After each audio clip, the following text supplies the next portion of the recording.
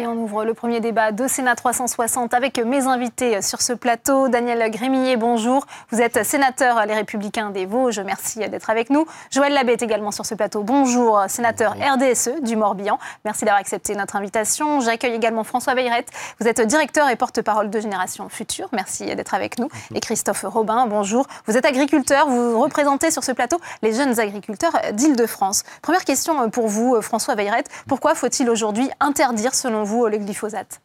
Le règlement européen de 2009 est assez clair. Il y a des critères d'exclusion automatique des produits qui sont prévus, notamment les cancérogènes certains et probables. Or, quand on suit l'avis du Centre international de recherche sur le cancer, il n'y a pas de doute. Ce produit est suspecté d'être un cancérogène pour l'homme, donc il rentre dans la définition. Alors, vous avez évoqué les derniers articles du Monde d'hier et d'aujourd'hui sur les Monsanto Papers, et on s'aperçoit, après d'autres affaires, qu'effectivement, la firme qui avait donc le brevet de Roundup, qui est maintenant partagé avec d'autres, a quand même conduit des évaluations qui sont très sujettes à caution, avec des études estampillées indépendantes en fait écrites par des toxicologues de Monsanto, etc. On a vu il y a quelques jours les problèmes des agences également, puisque l'agence allemande chargée du dossier d'évaluation a fait des copier-coller du dossier d'industrie complet sur des dizaines de pages, ce qui donne finalement le jugement de l'industrie sur les études universitaires indépendantes, alors qu'on croit lire un avis de scientifique indépendant d'une agence. Bref, on a une succession de scandales autour de ce produit. Je crois qu'il en est plus qu'assez. Maintenant, on doit envisager, comme ça a été dit, là, une sortie, un calendrier de sortie du glyphosate. Alors, il ne s'agit pas d'aller mettre les agriculteurs dans des difficultés, ce n'est pas ça l'objectif. C'est un règlement, le règlement de 2009 qui est basé d'abord sur le principe de protection de la santé publique. Maintenant, il faut étudier comment on applique ce règlement. C'est normal de l'appliquer, on suit la loi. En même temps, en pouvant sortir d'une manière qui soit acceptable et vivable pour les professionnels. Donc, c'est vraiment maintenant de l'intérêt général qu'il faut œuvrer.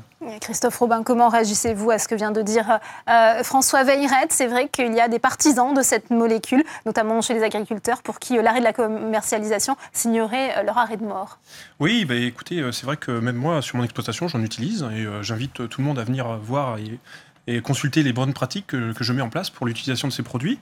Maintenant, bonne pratique glyphosate, c'est pas contradictoire ? Non, expliquez-nous comment vous faites. Le glyphosate, c'est un produit qu'on utilise entre les cultures, qui permet de désherber totalement et de pouvoir continuer à cultiver du blé, par exemple, derrière. Donc, on l'utilise avec des doses vraiment infimes et ça nous permet d'avoir à notre échelle une certaine économie et une certaine efficacité. Si je retire le glyphosate de mon exploitation, je serai obligé, si je veux le remplacer par des produits de synthèse, d'utiliser d'autres produits beaucoup plus nocifs et d'utiliser la charrue, donc d'avoir encore moins d'avoir une efficience et un impact sur l'environnement encore pire. Et ces produits de substitution n'existent pas ? Aujourd'hui, il n'y a pas de solution de secours, il n'y a pas d'alternative. Ouais. Daniel Grémillet ?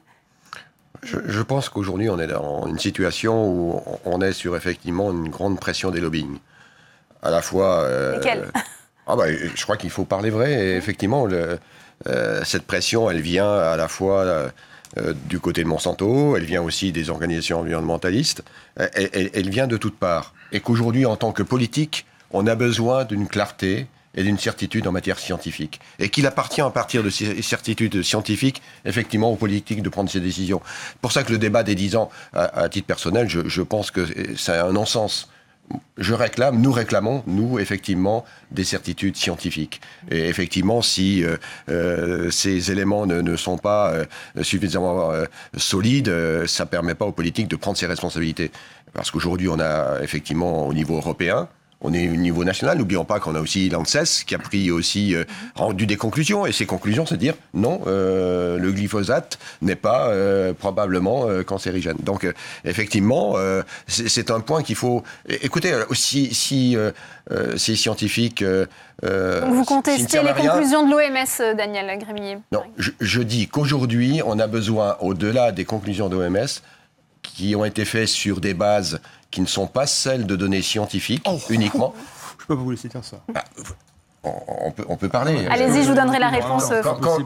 La parole pour Non, mais quand je vous dis ça, c'est-à-dire qu'on est sur des doses, il ne faut pas ramener ça, on est sur des doses de consommation. Je ne dis pas qu'il n'y a pas de traces de glyphosate, on va peut-être se retrouver, mais laisser des études avec des consommations d'aliments qui feraient qu'on consommerait tous les jours 25 kilos de lentilles ou je ne sais quoi, c'est un non-sens, c'est ce que je veux dire. Donc aujourd'hui, on est a priori, je ne suis pas scientifique, j'ai besoin de leur avis et encore une fois, c'est absolument stratégique. Alors Joël Labbé, je vous donnerai la parole, François Weyreth. Peut-être Oui, donc moi non plus, je ne suis pas scientifique.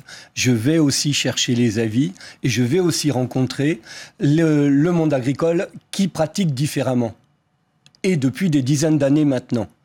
Alors lorsque j'entends dire qu'il n'y a pas d'alternative, il n'y a pas de molécule alternative. Et je ne crois pas qu'il y en aura en désherbant total sans conséquence.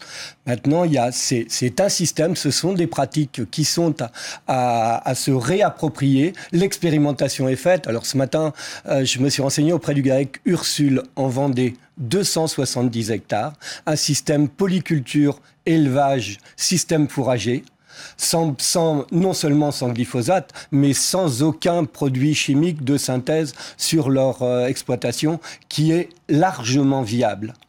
Alors peut-être votre réponse, François Weyreth, à ce que vient de dire Daniel Grémillet, notamment sur l'aspect d'absence d'enquête scientifique qui prouverait la dangerosité du glyphosate. Le Centre international de recherche sur le cancer, c'est 17 experts qui viennent du monde entier, qui ont reviewé 1000 études scientifiques publiées dans les revues et comités de lecture, donc validées par les pairs. L'agence européenne, ça a été prouvé par différentes analyses du rapport, exclut l'ensemble des études universitaires, aussi fou que ça puisse paraître. Elle n'en retient pas une à charge. Et elle fonde son jugement sur l'examen, qu'on peut contester en plus, la nature de l'examen, uniquement des études fournies par les firmes. On va avoir un débat là-dessus, comment ce système est possible. J'ai toutes les réponses. Mais aujourd'hui, s'il y a une instance qui a un jugement non scientifique ou avec un aspect partiel et partial de la preuve scientifique, ce sont les agences. Les agences n'examinent pas tout le poids de la preuve. Vous avez d'un côté l'ensemble de la littérature scientifique indépendante produite par des études universitaires du monde entier. De l'autre côté, vous prenez une quinzaine d'études fournies par Monsanto. Si vous voulez, pour moi, la science, oui, elle est du côté des études validées, des études universitaires. Ce qui ne veut pas dire qu'il ne faut pas regarder aussi les études de l'industrie. D'ailleurs, il faut les regarder parce que même dans les études de l'industrie, on voit que les rongeurs les plus exposés ont plus de tumeurs que les autres. Pour nous, c'est clair, il y a assez de données scientifiques quand on regarde les études qui répondent aux normes scientifiques internationales. Peut-être un mot, Christophe Robin, sur ce que disait également Joël Labbé. Il y a quand même des agriculteurs qui ont recours au bio et qui arrivent à produire en se passant du glyphosate. Je crois qu'il faut tous les systèmes d'agriculture. Faut faire attention, faut bien les dissocier, puisque aujourd'hui, vous avez pu le constater, les aides au maintien de l'agriculture biologique viennent de disparaître. Donc, est-ce que le système biologique pourra perdurer ? Je me pose la question.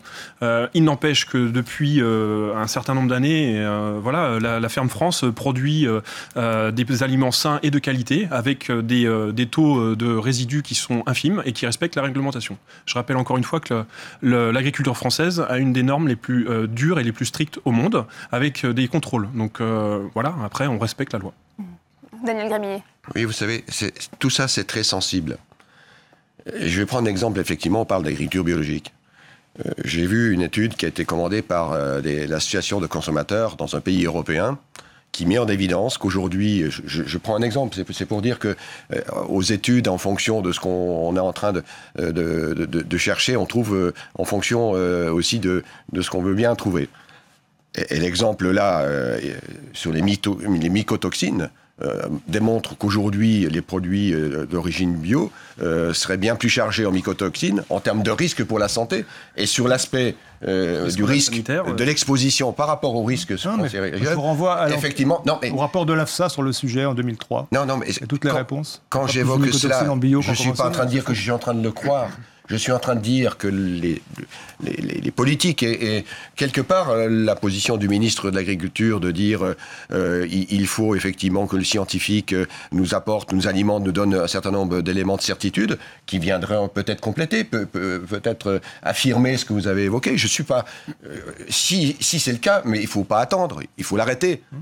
Avec les conséquences qu'il y a derrière. Donc il faut être courageux. C'est-à-dire que si demain la France prenait une position unilatérale de dire on arrête le glyphosate parce qu'effectivement il s'avère qu'il y a un risque que les autres pays, que l'Union européenne ou d'autres pays à travers le monde continueraient de l'utiliser, il faudrait qu'immédiatement on soit capable de fermer les frontières, c'est-à-dire qu'on interdise effectivement de faire rentrer des produits agricoles venant d'Europe, venant de pays, d'autres pays du monde qui autorisent le glyphosate notamment parce que effectivement d'abord ce serait un risque pour pour la santé, dès lors qu'il est avéré. Et puis, deuxièmement, ça veut dire que la ferme France, elle disparaîtrait complètement. Donc, il faut du courage politique, et c'est pour ça qu'il faut des certitudes. C'est pour ça qu'il faut une interdiction européenne pour pouvoir protéger les agriculteurs français. Vous entendez ces arguments aussi de risque de perte de compétitivité de l'agriculture française, Joël Labbé? De toute façon, ça ne peut pas être unilatéral, mais la France a un rôle capital à jouer dans ce domaine par rapport à l'Europe. Évidemment que si la France le fait, elle ne le fera pas toute seule. L'Italie vient de le décider, une opposition. Alors, mon voisin vient de donner un argument extrêmement fort en disant eh bien oui, il ne va plus y avoir l'aide au maintien pour l'agriculture biologique. Moi, je trouve cette décision, cette annonce absolument scandaleuse. Pour le maintien en agriculture biologique, au moment où il y a de plus en plus d'agriculteurs qui souhaitent faire leur conversion, il y a nécessité d'une aide au maintien. Ce qui n'est pas compté, ce sont toutes les externalités négatives générées par l'agriculture productiviste, celle qui utilise la chimie, en termes de qualité de l'eau, en termes de qualité du sol, de l'air, de santé publique, de pollinisation, de biodiversité. Ça fait beaucoup à la fois. Donc moi, ce budget agricole, s'il est voté sans la poursuite de l'aide au maintien, je ne le voterai jamais, évidemment. Et je dirai pourquoi et avec force, et je ne serai pas le seul.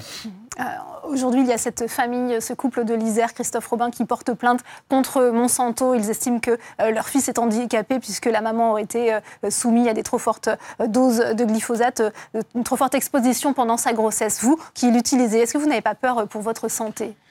J'ai un cahier des charges pour utiliser ces produits, donc je m'y tiens et je porte des protections, puisque voilà, une protection individuelle pour éviter tout contact avec le produit. C'est vrai qu'on manipule des produits qui sont dangereux à haute dose devant nous. Maintenant, voilà, ils sont dilués dans l'eau et on les épand sur les champs. Donc à partir de là, il n'y a aucun problème. Ouais.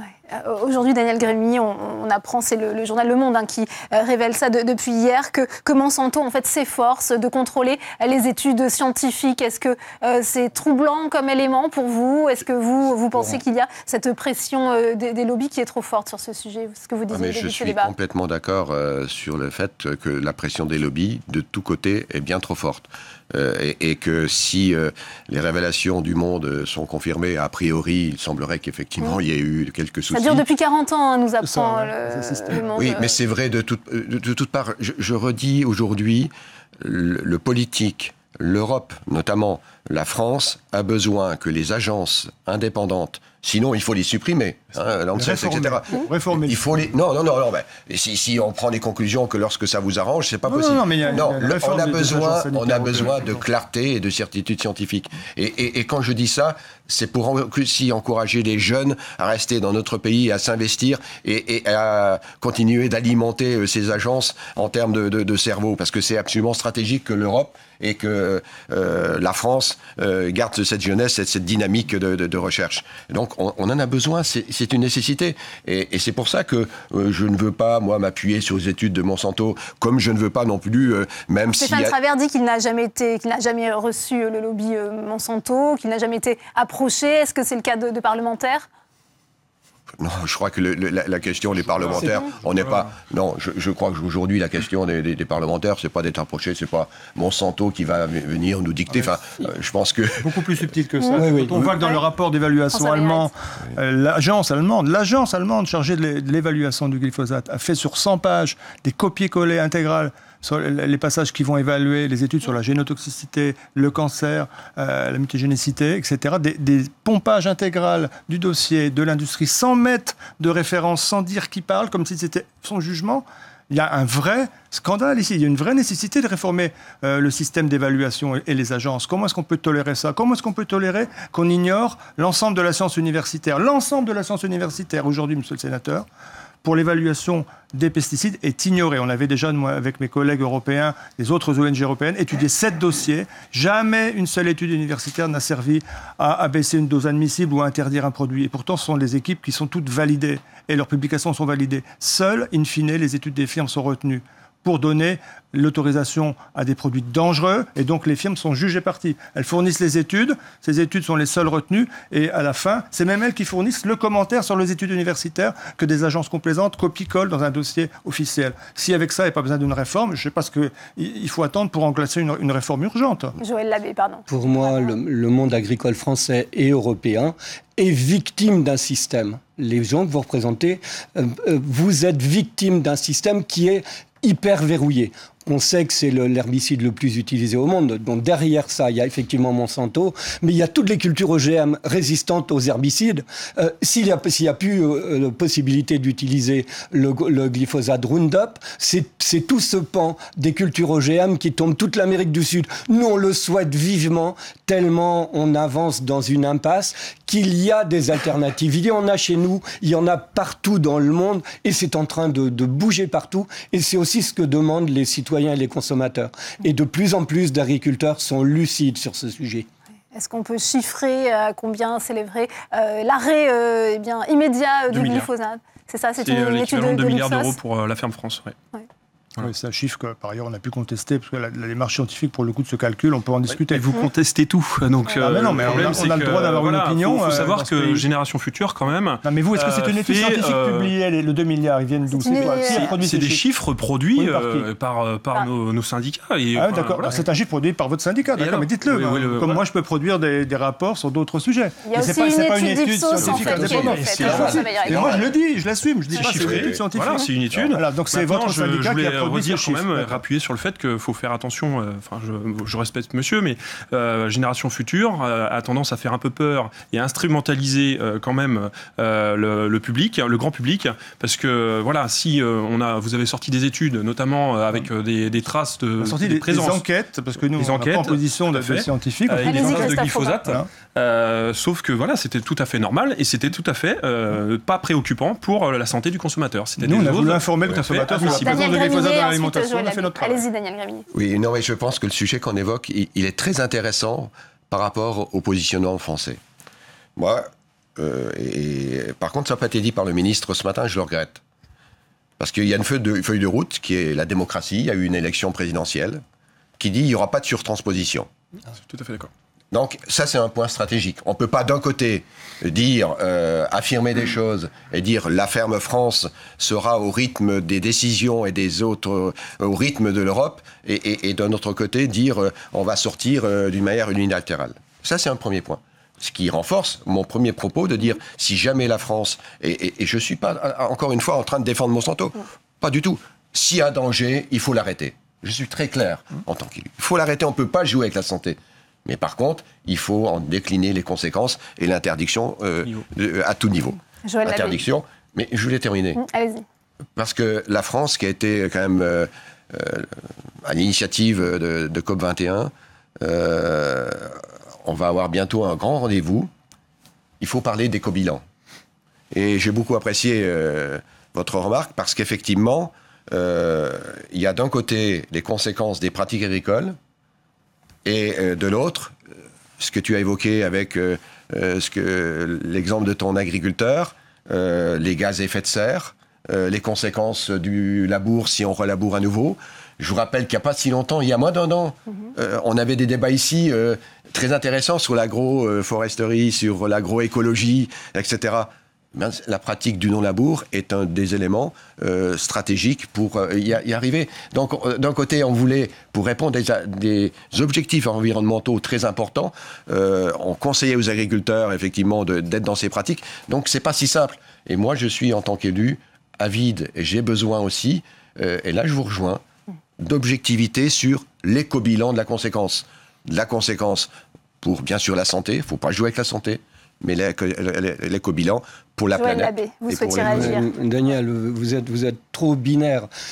C'est soit l'agriculture qui conserve les sols avec le glyphosate, ou soit l'agriculture labourée. Mais c'est faux. On peut pratiquer l'agriculture de conservation sans utiliser le Roundup. Et il y a un certain nombre d'exemples qui parlent d'eux-mêmes. Certes, ce n'est pas si simple que de passer le Roundup, puisque ça, c'est on ne peut plus simple.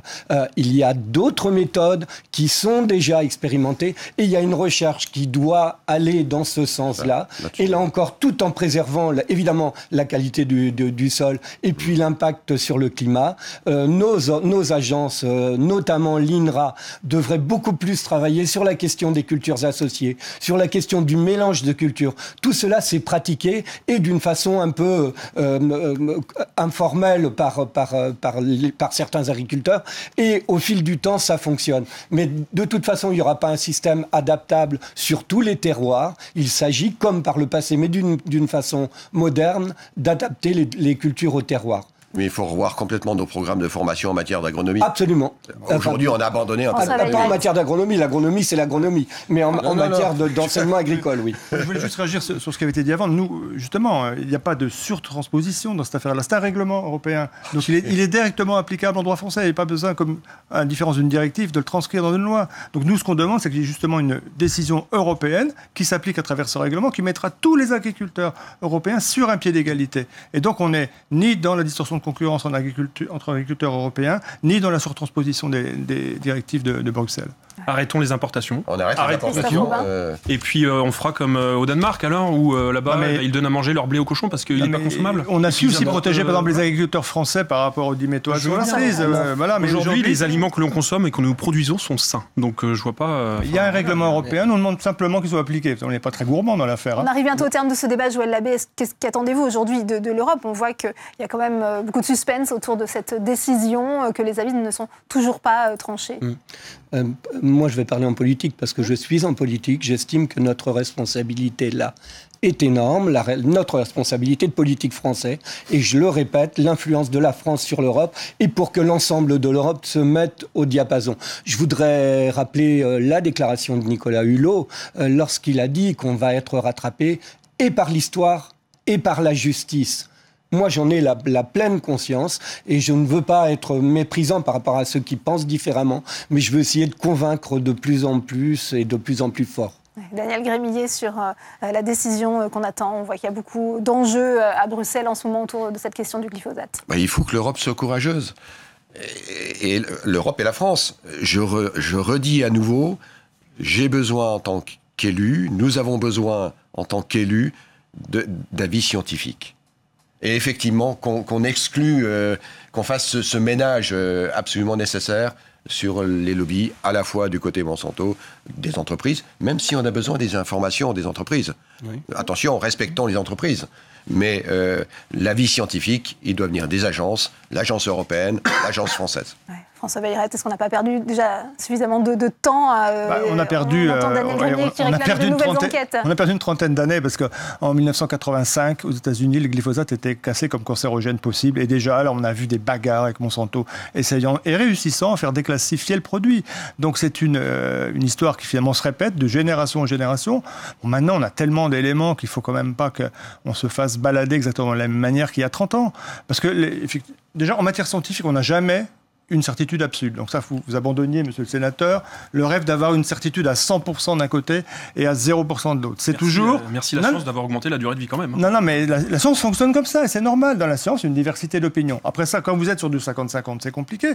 Mais sur l'affaire du glyphosate, quand vous examinez l'ensemble de la littérature scientifique internationale, vous avez à peu près 3/4 des études qui montrent divers problèmes sanitaires. Donc aujourd'hui, on a les données scientifiques qui nous permettent de nous faire un avis raisonnable. Vous savez, le Centre international de recherche sur le cancer, c'est une agence qui dépend de l'OMS, qui fait foi, qui fait autorité sur l'évaluation des produits chimiques et autres par rapport au cancer. Ils ont une démarche qui est sur des bases de consommation quotidienne par c'est ça le problème. Si on a 2 secondes, je vous explique comment ça se passe. Alors allez-y, parce que vous nous dites des bases de consommation. Ça fait référence donc éventuellement à la quantité de produits ingérés. Je vous renvoie au règlement 107/2009 qui fait foi donc sur les pesticides. C'est pas pour un cancérogène, on n'est plus dans l'évaluation du risque, pour un génotoxique non plus, pour un perturbateur endocrinien non plus.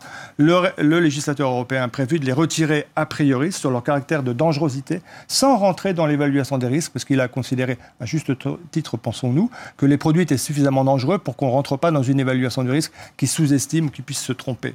Donc ici, ce n'est pas une question de quantité.